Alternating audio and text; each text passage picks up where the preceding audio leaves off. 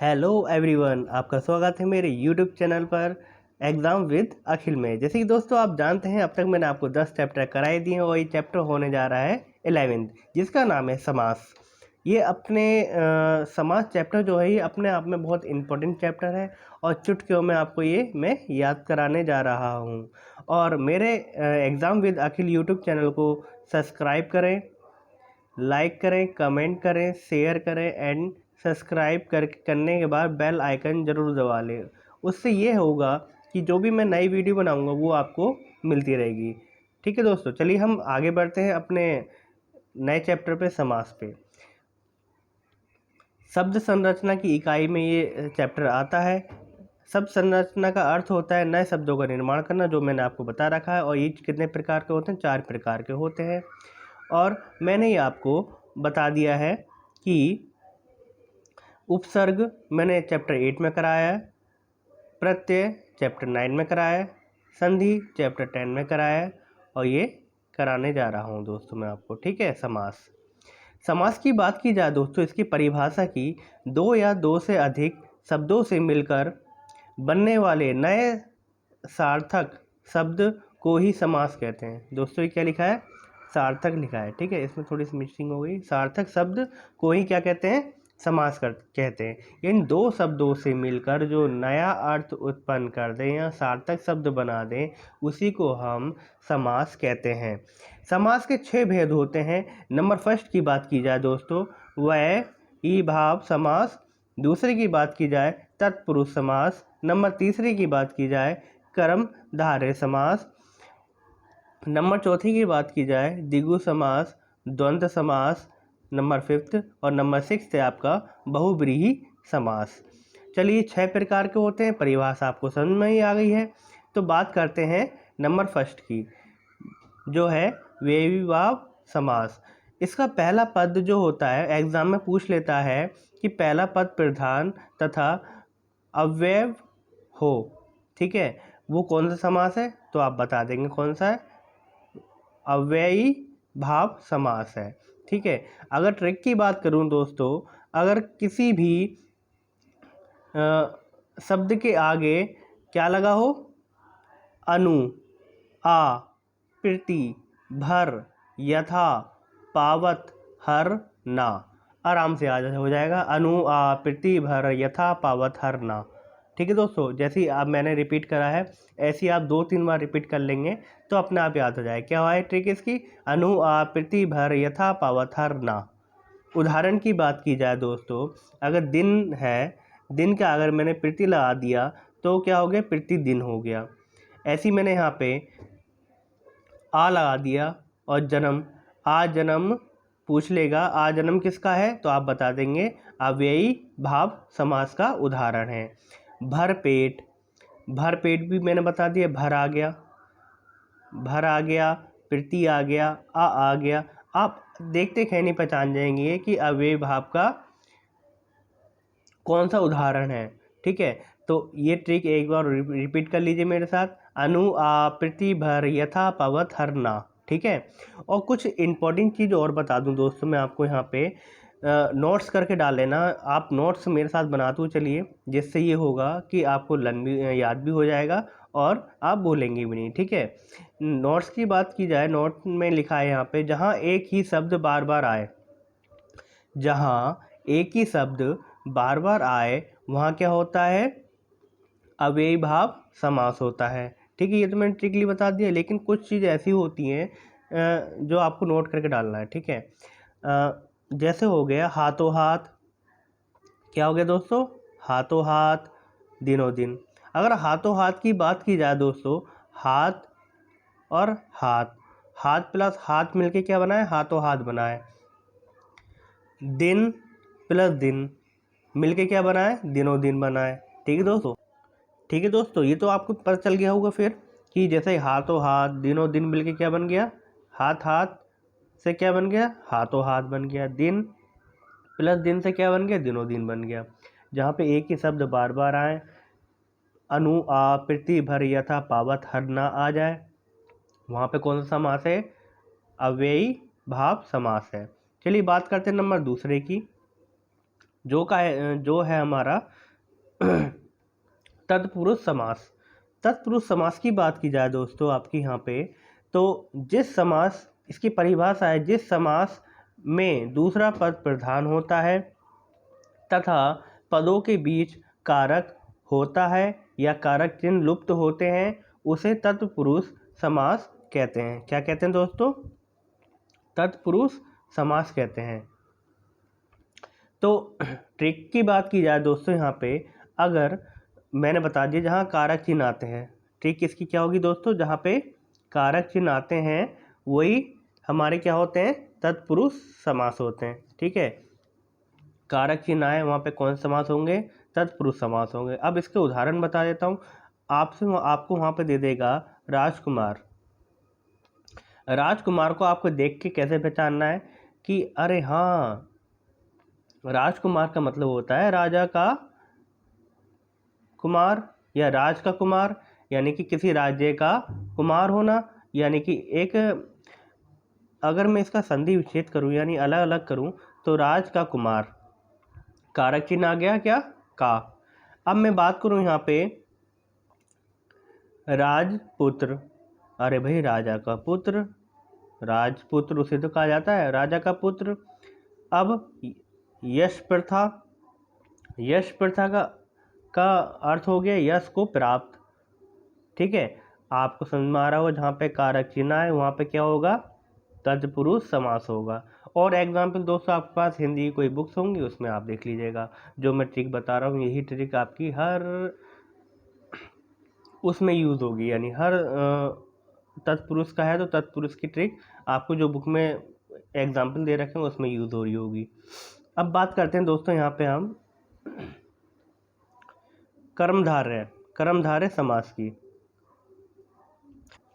इसकी बात की जाए दोस्तों, जिस समास का उत्तर पद प्रधान होता है तथा पूर्व पद व उत्तर पद में उपमान, उपमेय तथा विशेष का संबंध होता है, उसे तत्पुरुष समास कर्मधारय क्या कहते हैं दोस्तों? कर्मधारय समास कहते हैं। ठीक है, जिसका उत्तर पद प्रधान होता है। भाई ये मेन चीज़ ये ध्यान रखना दोस्तों, बाकी मैं ट्रिक के द्वारा आपको समझा दूंगा। क्वेश्चन में कई पूछ लेता है जिसका उत्तर पद प्रधान होता है वह कौन सा कारक, वो कौन सा समास होता है? वो कर्मधारय समास होता है। ठीक है दोस्तों, अब इसकी ट्रिक की बात की जाए दोस्तों, यहाँ पे ट्रिक आपकी हो जाएगी जिसके मध्य हे जो तथा का आ जाए, यानी क्या है? हे जो आ जाए या फिर के समान आ जाए। क्या आ जाए? हे जो के समान, कर्मधारय की पहचान हो जाएगी दोस्तों। ठीक है, ये आपकी। अब उदाहरण की बात की जाए दोस्तों, यहाँ पे उदाहरण में आपको समझाता हूँ। जैसे मैंने आपको दे दिया चरण कमल। चरण कमल को अगर मैं इसका अर्थ निकालूं तो क्या आएगा? कमल के समान चरण। आगे दोस्तों, के समान आगे यहाँ पे। तो आपको ऐसी ट्रिक बता रहा हूँ कि जो आपको कहीं नहीं मिलने वाली। अब दूसरा आ गया महापुरुष। अरे महान है जो पुरुष, है ना, वही तो होगा महान है जो पुरुष। अब एक और आ गया काली मिर्च। अरे काली है जो मिर्च। देखा दोस्तों कितना आसान था और कितनी आसानी से आपको समझ में आ गया होगा। ठीक, इसकी ध्यान रखना, कर्मधारय की उत्तर पद प्रधान होता है। ट्रिक याद रखना, हे जो आ जाए, के समान आ जाए, ठीक है, कहीं भी तो आप पहचान लेंगे कि जिसका अर्थ क्या निकल कर आ जाए? हे जो के समान, बीच में आ रहा हो, इसके मध्य में आ रहा हो। चरण कमल, कमल के समान चरण। महापुरुष, महान है जो पुरुष। काली मिर्च, काली है जो मिर्च। चलिए बात करते हैं, आपको समझ में ही आ गया। और नंबर 4 की बात करते हैं, जो है आपकी द्विगु समास। द्विगु समास की बात की जाए दोस्तों आपसे, जिस समास का पहला पद संख्यावाचक शब्द होता है उसी को हम क्या बोलते हैं? द्विगु समास कहते हैं। ठीक है, द्विगु समास तो आपको चुटकी में एकदम समझ में आएगा, जिसमें संख्यावाचक आ रहा हो। ठीक है, क्या आ रहा हो? संख्यावाचक। संख्याओं इसकी ट्रिक है जहाँ पर संख्या वाले शब्दों का प्रयोग होता है, जहाँ पे संख्या वाले शब्दों का प्रयोग होता है वहाँ द्विगु समास होता है। उदाहरण की बात की जाए दोस्तों यहाँ पे, तो जैसे चौराहा, चार राहों का समूह, त्रिकोण, तीन कोणों का समूह, तिरंगा, तीन रंगों का समूह। आराम से याद हो गया। चौराहा चार राहों का समूह, त्रिकोण तीन कोणों का समूह, तिरंगा तीन रंगों का समूह। बहुत इजी तरीके से। और दोस्तों मैं बार बार कहूँगा, मेरी इस वीडियो को लाइक करना, कमेंट करना, शेयर करना एंड सब्सक्राइब करके बेल आइकन ज़रूर दबा लेना, ठीक है, क्योंकि बहुत मेहनत लगती है दोस्तों ये सब बनाने में, इस वीडियो को बनाने में बहुत टाइम लगता है। और मैं चाहता हूँ कि ये वीडियो आप इतनी शेयर करें कि सबसे ज़्यादा फॉलोवर हों इसको देखने के लिए, और सबसे ज़्यादा लाइक हो जाए, कमेंट हो जाए तो बहुत अच्छी बात है दोस्तों। चलिए आगे बढ़ते हैं। नंबर 4 हमारा कंप्लीट हो गया। नंबर तीसरी की बात करते हैं, द्वंद्व समास। क्या है दोस्तों? द्वंद्व समास। द्वंद्व समास की बात की जाए दोस्तों, यहाँ पे रा उड़ेगा, दा के नीचे क्या उड़ेगा? रा। ठीक है दोस्तों, ध्यान रखना, बस थोड़ा सा ये मिस्टेक हुई है, ठीक है। अब बात करते हैं यहाँ पे हम द्वंद्व समास की। जिस समास के दोनों पद प्रधान होते हैं तथा विग्रह करने पर और अथवा या एवं लगता है। क्या लगता है दोस्तों? और अथवा या एवं लगता है, वहाँ द्वंद्व समास होता है। ट्रिक की बात की जाए दोस्तों, यहाँ पे ट्रिक आपकी हो जाएगी, जिसके मध्य में और अथवा या एवं आता है वहाँ पे द्वंद्व समास होता है। उदाहरण की बात की जाए दोस्तों, अब इसकी पहचान एक और बता रहा हूँ दोस्तों मैं यहाँ पे। जिन दो शब्दों के बीच में ये साइन लगा हो, कौन सा? माइनस वाला साइन लगा हो, वहाँ पे कौन सा समास होगा? द्वंद्व समास होगा, ठीक है दोस्तों, ध्यान रखना। जैसे पाप पुण्य, ठीक है, अब इसके बीच में आ गया यहाँ पे, ठीक है, पाप पुण्य। अब पाप पुण्य का अगर मैं अलग तरीके से अर्थ निकालूं, पाप और पुण्य, सुख दुख, आगे बीच में ये साइन, सुख और दुख, गुण दोष, गुण और दोष। आराम से फटाफट कंप्लीट हो जाएगा ये आपका चैप्टर, और याद भी बहुत जल्दी हो जाएगा। चलिए आगे बढ़ के बात करते हैं। अब नंबर 6 जो है ये वेरी वेरी इम्पॉर्टेंट है। क्या है दोस्तों? बहुत ज़्यादा इम्पॉर्टेंट है, और सबसे ज़्यादा कन्फ्यूज़न हमें इसी में रहती है। किस में रहती है? इसी बहुव्रीहि समास में सबसे ज़्यादा हमें कन्फ्यूज़न रहता है, और इस कन्फ्यूज़न को मैं चुटकियों में दूर कर दूंगा, देख लीजिएगा आप। चलिए बात करते हैं बहुव्रीहि समास की परिभाषा की। इस पद में कोई पद प्रधान नहीं होता। ध्यान रखना, पूछ लेता है कि कौन सा ऐसा समास है जिसमें कोई पद प्रधान नहीं होता। ध्यान रखना, बहुव्रीहि समास होता है ऐसा। अब बात की जाए, दोनों पद मिलकर क्या है? दोनों पद मिलकर तीसरे पद की ओर संकेत करते हैं, उसे क्या कहते हैं? बहुव्रीहि समास कहते हैं। अगर ट्रिक की बात की जाए दोस्तों, यहाँ पे विग्रह करने पर तीसरा अर्थ निकलता है, यानी कि कुछ शब्द ऐसे होते हैं कि उन दोनों शब्दों का अगर अलग करते हैं तो अर्थ ही क्या निकलता है? कुछ और ही निकलता है, किसी के ऊपर जा रहा होता है वो अर्थ। एग्जाम्पल के तौर पर बात कर लेता हूँ, जैसे मैं चतुर्भुज, चतुर्भुज की बात करता हूँ। जैसे कि दोस्तों मैं यहाँ पे चार भुजाएं जिनकी विष्णु, ध्यान रखना दोस्तों, ठीक है। संकेत किसके ऊपर गया? किसी तीसरे के ऊपर गया है। बात किसकी हुई यहाँ पे? चतुर्भुज की। चार भुजाएं, ये तो इसका अर्थ हो गया चार भुजाएं वाला चतुर्भुज बोलते हैं।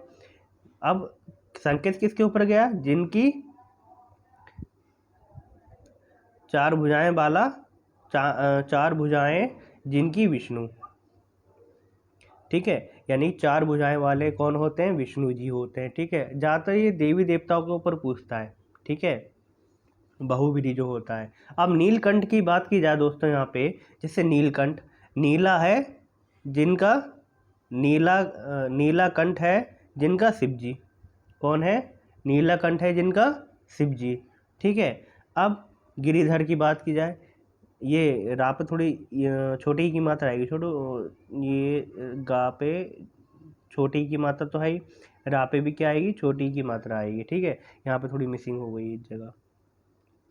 गिरिधर, अब गिरिधर की बात की जाए, गिरिधर उदाहरण आ जाएगा है, तो गिरि को धारण करने वाले कौन होते हैं? कृष्ण जी। गिरि को धारण कौन करता है? कृष्ण जी करते हैं। अब जैसे कि एक चीज़ और बात कर ली जाए यहाँ पे, अब आ जाता है यहाँ पे क्या? मक्खी चूस। ठीक है, मक्खी चूस जैसे कि एक एग्जाम्पल दे दिया इन्होंने, तो हम कह सकते हैं मक्खी चूस का अर्थ क्या होगा? बहुत कंजूस व्यक्ति। मक्खी चूस कहा तो है, लेकिन किसके ऊपर कहा है? किसी व्यक्ति के ऊपर कहा है या किसी को देख के कहा है। ठीक है, किसी तीसरे प्राणी को कहा है या किसी दूसरे प्राणी को कहा है। ठीक है, तो कुछ शब्द ऐसे होते हैं जिनका विग्रह करने पर तीसरा अर्थ निकलता है। ठीक है, उसी को हम क्या कहते हैं? बहुव्रीहि समास कहते हैं। ठीक है दोस्तों, और ध्यान रखना हमेशा कि जहाँ पे देवी देवताओं के बारे में बात हो रही हो और जहाँ पे किसी का विग्रह करने पर तीसरा अर्थ निकले, वो क्या होगा हमारा? आपका बहुव्रीहि समास होता है। एक बार फुल रिवीजन मार लेते हैं दोस्तों यहाँ पे।